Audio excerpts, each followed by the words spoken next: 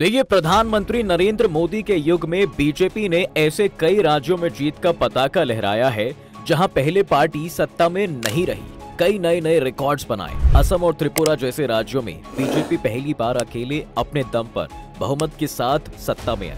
वहीं हरियाणा और झारखंड जैसे राज्यों में भी बीजेपी का मुख्यमंत्री गद्दी पर बैठा। कुल मिलाकर उत्तर भारत से लेकर नॉर्थ ईस्ट तक में बीजेपी भगवा लहरा चुकी है। लेकिन दक्षिण भारत की ओर जाते जाते बीजेपी का विजय रथ डगमगाने लगता है। बीजेपी 3 दशकों से दक्षिण के राज्यों में पैर पसारने की कोशिश कर रही है, लेकिन उसका रथ कर्नाटक तक आकर रुक जाता है। आंध्र प्रदेश, केरल, पुडुचेरी, तमिलनाडु और तेलंगाना की तो बात दूर, इस बार तो कर्नाटक की जनता ने भी बीजेपी को धोखा दे दिया। लेकिन क्यों? आखिर दक्षिण में ऐसा क्या है? वहां आकर क्यों हार जाती है बीजेपी? क्या सच में दक्षिण कांग्रेस पर लट्टू है और उत्तर बीजेपी पर? दक्षिण में कैसा है बीजेपी का जनाधार? जानने के लिए बने रहिए हमारे साथ इस वीडियो के। देखिए, दुनिया की सबसे बड़ी पार्टी का दावा करने वाली बीजेपी के लिए मिशन साउथ इम्पॉसिबल टास्क बनता जा रहा है। इस पर दुनिया की नजर तब गई जब पिछले साल विधानसभा चुनाव के रिजल्ट्स आए और दक्षिण भारत में बीजेपी लगातार 2 बड़े राज्य हार गई, कर्नाटक और तेलंगाना। बीजेपी को सबसे बड़ा झटका कर्नाटक हार के बाद लगा, क्योंकि कर्नाटक दक्षिण भारत का इकलौता ऐसे राज्य था जिसने बीजेपी के लिए सबसे पहले अपने दरवाजे खोले थे। इन रिजल्ट्स के साथ बीजेपी दक्षिण से साफ हो गई।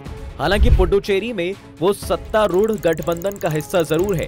दूसरी ओर कांग्रेस के नेतृत्व वाले Indian national development inclusive alliance India ने तमिलनाडु, केरल और कर्नाटक में अपने पैर पसार रखे। वहीं इस बार तेलंगाना भी कांग्रेस के लिए खुशखबरी लेकर आया है। केसीआर की पार्टी बीआरएस चुनाव हार गई और वहां पहली बार कांग्रेस सत्ता में आई। वहीं इसके उलट उत्तर में कांग्रेस का सूपड़ा साफ है। जहां एक और बीजेपी ने मध्य प्रदेश में फिर से सत्ता में वापसी की, वहीं राजस्थान और छत्तीसगढ़ में कांग्रेस की विदाई हो गई और वहां अब भगवा लहरा रहा है। विधानसभा चुनाव के इन परिणामों ने नॉर्थ साउथ को लेकर फिर से बहस छेड़ दी है। कहीं ना कहीं इन रिजल्ट्स का असर 2024 के लोकसभा चुनाव में भी देखने को मिलेगा, जिसके लिए बीजेपी दक्षिण में अपना प्रदर्शन सुधारने के लिए जी जान लगा रही है।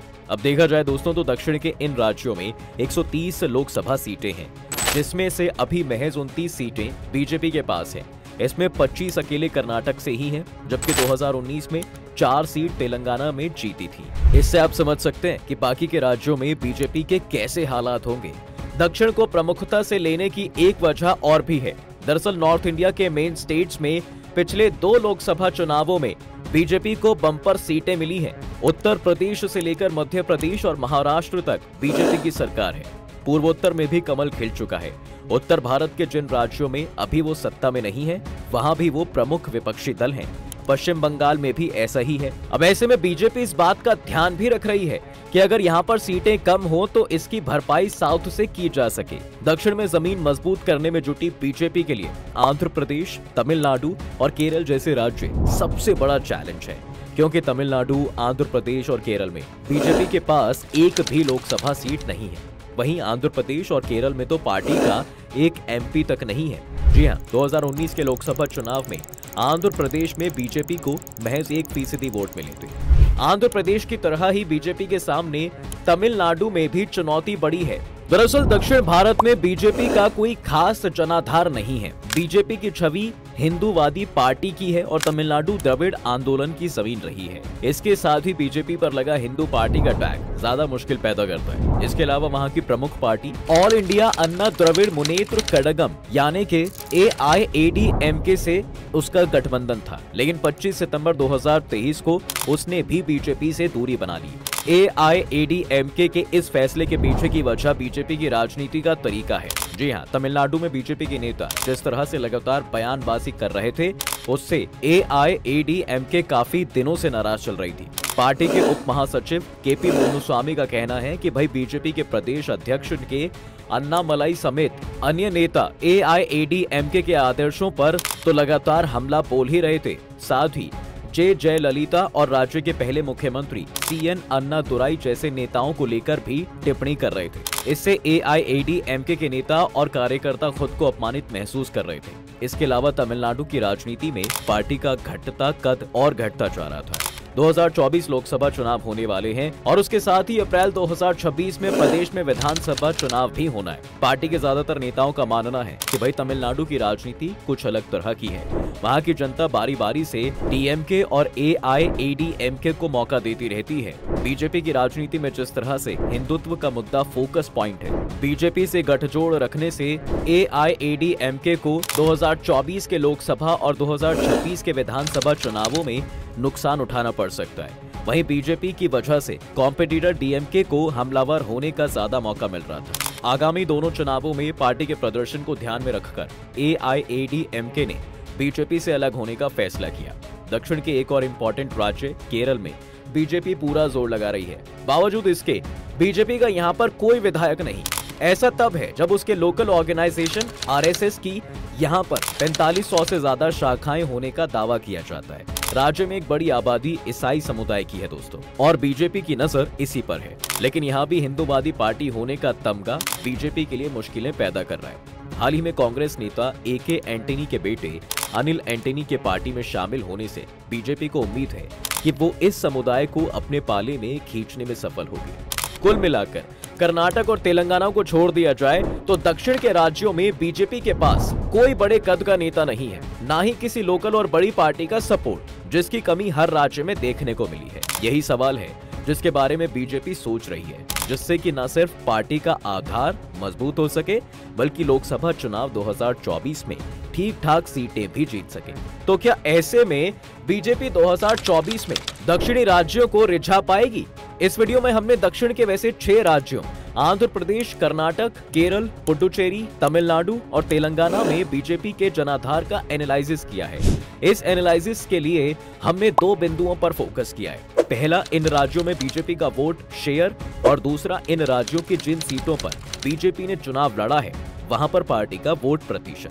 हम सबसे पहले शुरुआत तमिलनाडु से करेंगे। तमिलनाडु, देखिए तमिलनाडु दक्षिण भारत के सबसे बड़े राज्यों में से आता है। यहाँ कुल 234 विधानसभा और 39 लोकसभा सीटें हैं। 2021 में हुए विधानसभा चुनाव में बीजेपी का एआईएडीएमके के साथ गठबंधन था।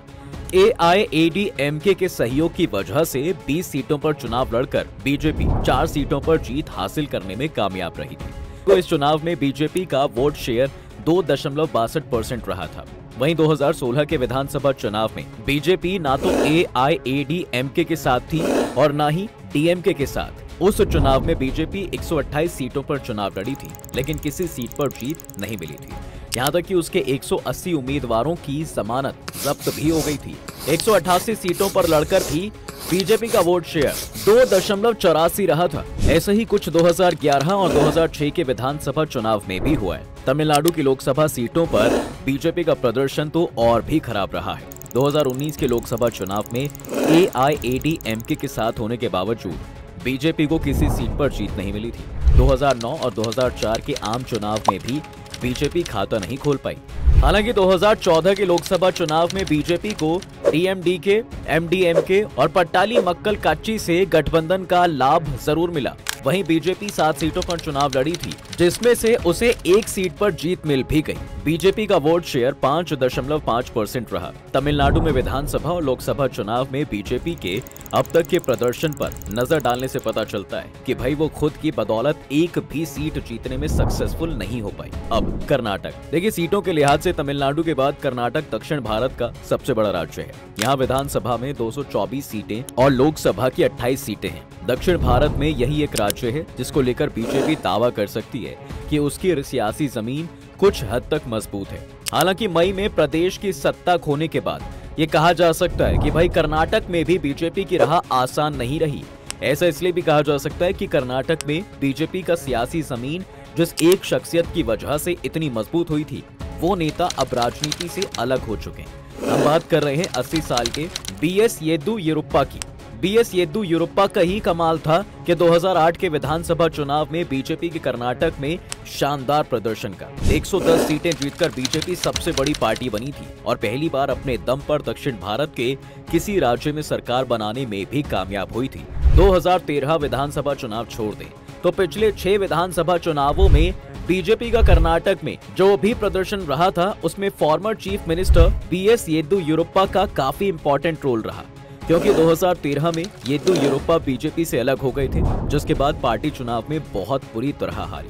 बीजेपी का वोट प्रतिशत सीधा गिरकर जो है 20% हो गया था। इस आधार पर यह कहना गलत नहीं होगा कि कर्नाटक में अब तक बीजेपी की जो राजनीतिक हैसियत बनी, उसमें सबसे बड़ा हाथ बीएस येदियुरप्पा का रहा है। अब बीएस येदियुरप्पा के एक्टिवली पार्टी का चेहरा नहीं रहने के बाद बीजेपी के लिए कर्नाटक की डगर भी मुश्किल हो गई है।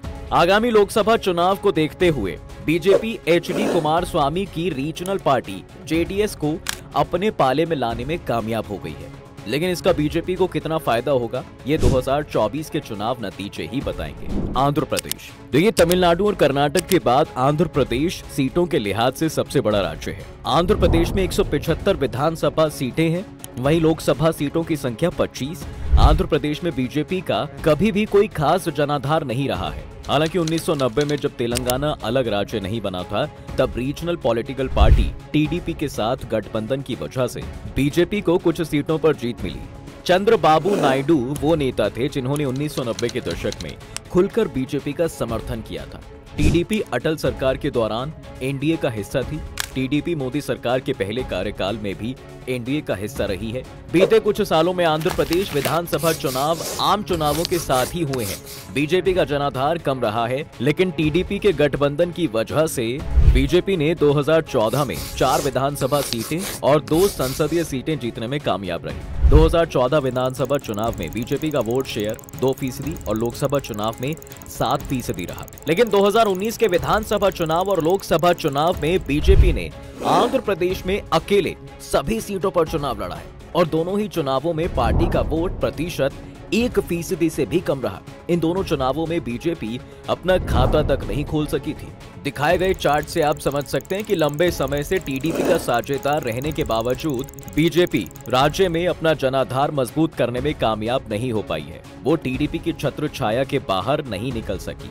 2024 के लोकसभा चुनाव में अब ये देखना दिलचस्प होगा दोस्तों कि क्या बीजेपी एक बार फिर आंध्र प्रदेश में अपने दम पर चुनाव लड़ेगी या फिर अपनी सीटें बढ़ाने के लिए किसी साझेदार को ढूंढेगी। केरला, देखिए केरल की राजनीति में बीजेपी एक कमजोर खिलाड़ी रहा है। हालांकि आरएसएस के कार्यकर्ताओं का बेस केरल में मजबूत है। 2014 से राज्य में बीते 4 चुनावों में बीजेपी का वोट प्रतिशत 10 से 13% के आसपास रहा। वहीं 2019 के लोकसभा चुनाव में बीजेपी का वोट प्रतिशत सबसे ज्यादा 13% रहा। पार्टी ने 2021 के विधानसभा चुनाव में मेट्रोमैन ई श्रीधरन को अपना मुख्यमंत्री उम्मीदवार बनाया था। हालांकि इस चुनाव में भी पार्टी का परफॉर्मेंस 2016 विधानसभा चुनाव की तरह ही रहा। बीजेपी के पास केरल में ऐसे नेताओं की भारी कमी है जिनके नाम पर वहां के लोग चुनाव में समर्थन दें। इस कमी को मिटाने के लिए बीजेपी प्रयास में जुटी हुई है। कांग्रेस के दिग्गज नेता और पूर्व केंद्रीय मंत्री एके एंटनी के बेटे अनिल एंटनी इस साल अप्रैल में बीजेपी में शामिल हुए थे। ये उसी रणनीति का हिस्सा है। केरल की राजनीति में शुरू से कांग्रेस और सीपीएम का आधिपत्य रहा है, जो अभी तक कायम है। केरल के लोग जिस तरह से राजनीति को लेकर विचार रखते हैं, उसे देखते हुए फ्यूचर में कांग्रेस सीपीएम के आधिपत्य को चुनौती देना बीजेपी के लिए पॉसिबल नहीं लगता। तेलंगाना, देखिए पुडुचेरी छोड़ दें तो दक्षिण भारत में तेलंगाना में सबसे कम सीटें हैं। तेलंगाना में 119 विधानसभा सीटें हैं, वहीं लोकसभा सीटों की संख्या 17 है। आंध्र प्रदेश से अलग होकर राज्य बनने के बाद से ही तेलंगाना की राजनीति पर बीआरएस प्रमुख के चंद्रशेखर राव का एक छत्र राज जारी है। तेलंगाना में 2018 के विधानसभा चुनाव में बीजेपी 7% वोट के साथ महज 1 सीट ही जीत पाई है, लेकिन 2019 में हुए लोकसभा चुनाव में बीजेपी 4 सीटों पर अपना परचम लहराने में कामयाब रही। बीजेपी का वोट शेयर भी 19.45% तक पहुंच गया। ऐसा कर बीजेपी ने केसीआर को फ्यूचर में चुनौती देने की हुंकार भर दी थी, लेकिन पिछले 1.5-2 साल में केसीआर ने फिर से जनता की नब्ज को पकड़कर पार्टी को मजबूत कर लिया है। केसीआर की लोकप्रियता तेलंगाना में अभी भी इतनी ज्यादा है दोस्तों कि किसी भी पार्टी के लिए, चाहे बीजेपी हो या कांग्रेस, उसके आगे सब फेल है। वहीं बीजेपी बंदी संजय कुमार की पिछले 3 से 4 साल में कड़ी मेहनत की वजह से ही तेलंगाना में थोड़ा बहुत पॉपुलैरिटी पाने में कामयाब रही थी, लेकिन फिर चुनाव से कुछ महीने पहले बंदी संजय कुमार को प्रदेश अध्यक्ष पद से हटाकर उसने अपने पैर पर कुल्हाड़ी ही मार ली। खुद प्रधानमंत्री नरेंद्र मोदी बंदी संजय कुमार के ऑर्गेनाइजेशनल स्किल्स की तारीफ कर चुके हैं। अब यूनियन टेरिटरी पुडुचेरी, देखिए पुडुचेरी एक छोटा सा केंद्र शासित प्रदेश है दोस्तों, जहां 30 विधानसभा सीटें हैं। यहाँ की राजनीति में दूर दूर तक बीजेपी दिखाई नहीं देती। लेकिन 2021 के विधानसभा चुनाव में प्रदेश में बीजेपी का वोट प्रतिशत 14% रहा था। तब बीजेपी ने एनआर कांग्रेस और एआईएडीएमके के साथ मिलकर चुनाव लड़ा था। बीजेपी ने यहां जिन 9 सीटों पर चुनाव लड़ा था और इनमें से 6 सीटों पर जीत दर्ज की थी। दक्षिण भारत के इन राज्यों को पॉलिटिकल सिचुएशन और इलेक्शन एनालिसिस से कुछ कंक्लूजन जरूर निकाले जा सकते हैं। देखिए, प्रधानमंत्री नरेंद्र मोदी की अगुवाई में बीजेपी 2014 से केंद्र में सत्ता में है। उस वक्त से पार्टी का देशव्यापी जनाधार भी काफी बढ़ा है। दुनिया की सबसे बड़ी पार्टी होने का भी तमगा बीजेपी के साथ इस दौरान मिला। लेकिन बीजेपी को इस बात की कसक जरूर होगी कि वो देश के दक्षिण राज्यों में अपनी पकड़ नहीं बढ़ा पाए। बीजेपी 2014 से केंद्र की राजनीति में छाई हुई है। प्रधानमंत्री नरेंद्र मोदी की छवि और अपने विशाल संगठन की वजह से बीजेपी उत्तर भारत के कई राज्यों में जीत का परचम लहराती आई है।